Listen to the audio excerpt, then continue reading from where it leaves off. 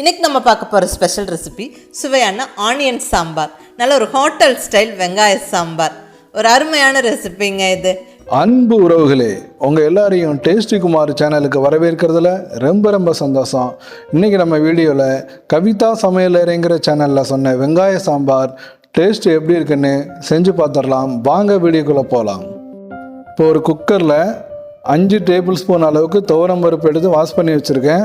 இது கூடவே ஒரு பெரிய வெங்காயம், ஒரு தக்காளி, 2 பச்சை மிளகாய், கொஞ்சமாக கருவேப்பிலை, ஒரு சின்ன துண்டு புளி சேர்த்துக்கலாம். இது கூடவே ஒரு 4 பல் பூண்டு, ஒரு 1/4 டீஸ்பூன் மஞ்சள் பொடி, இந்த கிளாஸுக்கு ஒரு 1.5 கிளாஸ் தண்ணி சேர்த்துக்கிடலாம். இப்போ இது கூடவே ஒரு டீஸ்பூன் அளவுக்கு ஆயில் சேர்த்துக்கிடலாம். குக்கர் மூடி போட்டு ஒரு 5 விசிலுக்கு வேக விட்டு எடுத்துடலாம். ஒரு பேனில் 1/2 டீஸ்பூன் ஆயில் சேர்த்துக்கலாம். இது கூடவே 1/2 டீஸ்பூன் ஜீரகம், 1/4 டீஸ்பூன் வெந்தயம் சேர்த்துக்கலாம். இது நல்லா பொரிஞ்சு வந்தோடனே இது கூடவே ஒரு 4-5 சில் தேங்காய் சில்லு சேர்த்து இது கூட ஃபைன் பேஸ்ட்டாக அடித்து எடுத்துக்கிடலாம்.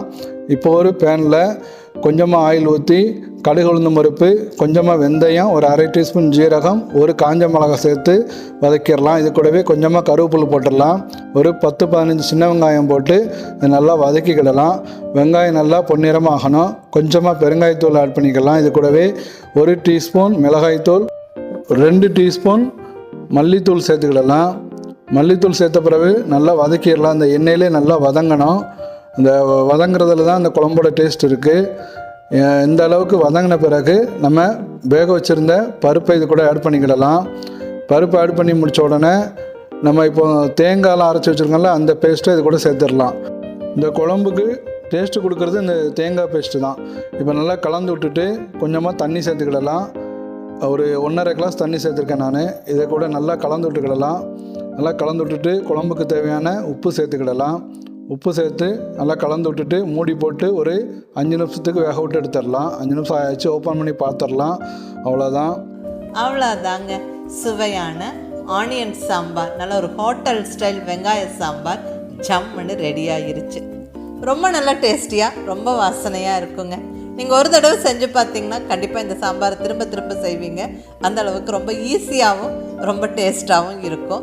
நீங்களும் ட்ரை பண்ணுங்கள். ட்ரை பண்ணி பார்த்துட்டு எப்படி இருந்துச்சுன்னு உங்கள் ஃபீட்பேக் சொல்லுங்கள். பிடிச்சிருந்தால் லைக் பண்ணி, ஷேர் பண்ணி, கமெண்ட் பண்ணுங்கள்.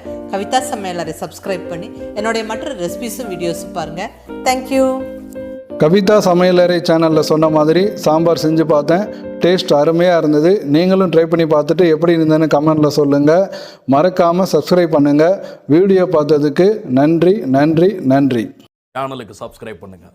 ரொம்ப நாளாக சொல்லிக்கிருக்கேன், நீங்கள் பண்ணுறதே கிடையாது.